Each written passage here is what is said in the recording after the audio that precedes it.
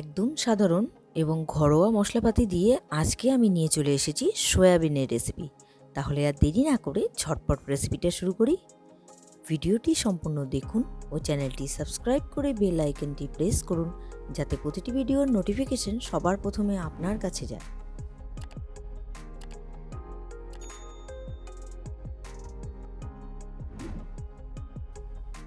আমি সয়াবিনের রেসিপি বানাবো, সেই জন্য সয়াবিন নিয়ে নিয়েছি আর এদিকে জল বসিয়ে দিয়েছি। জলটা গরম হয়ে গিয়েছে, এর মধ্যে নুন দিয়ে দিলাম। এবার জলটা ফুটে গেলে আমি এর মধ্যে দিয়ে দিচ্ছি সয়াবিনটা দিয়ে একটু ফুটিয়ে নিয়ে তারপর আমি নামিয়ে নেব।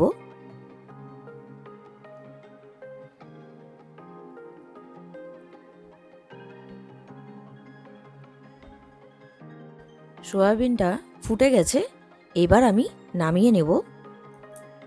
তারপর আমি জল ঝরিয়ে নেব। সয়াবিনটা ঠান্ডা হয়ে গেলে তারপর আমি চিপে জলটা ঝরিয়ে নেব।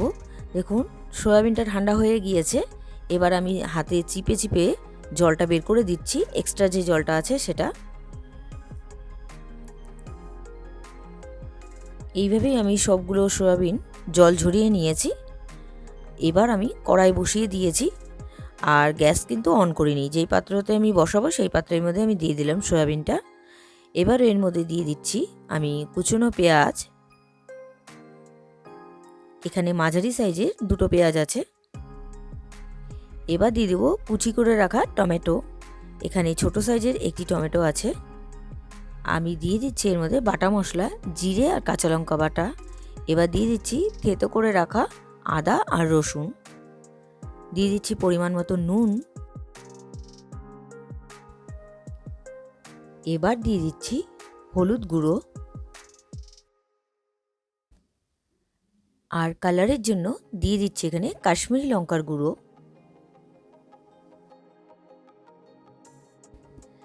আর দিয়ে দিচ্ছি এখানে সর্ষের তেল।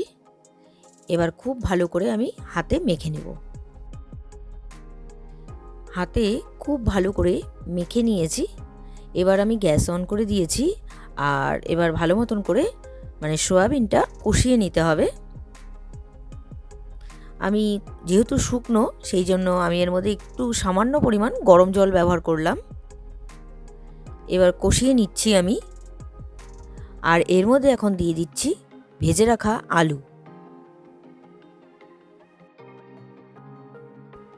খুব ভালো করে সয়াবিনটা কষিয়ে নিতে হবে, একটু সময় নিয়ে কষিয়ে নিতে হবে। দেখুন আমি অনেকক্ষণ সময় নিয়ে একটু কষিয়ে নিয়েছি, একটু লাগতে শুরু করে দিয়েছে কড়াইতে, তার ভালো মতন কষে গেছে। এবার আমি দিয়ে দিচ্ছি গরম জল। গরম জল দিয়ে আমি একটু নাড়াচাড়া করে দিচ্ছি। নাড়াচাড়া করে দিয়ে এবার আমি ঢেকে দিচ্ছি আর গ্যাসের ফ্লেমটা মিডিয়াম টু লোতে রেখে দিলাম। কিছুক্ষণ পর আমি ঢাকনা খুলে নিলাম আর দেখুন যতটা জল দিয়েছিলাম অনেকটাই টেনে নিয়েছে। একটু শুকনো শুকনো রান্না করেছি। তৈরি হয়ে গেল আজকের রেসিপি, সয়াবিনের রেসিপি। আজকের এই সয়াবিনের রেসিপিটি আপনাদের কেমন লেগেছে অবশ্যই কমেন্ট করে জানাবেন। রেসিপিটি যদি আপনাদের ভালো লেগে থাকে তাহলে ট্রাই করার অনুরোধ রইল। আর ভিডিওটি ভালো লাগলে like, comment, share and subscribe করতে ভুলবেন না। বাই।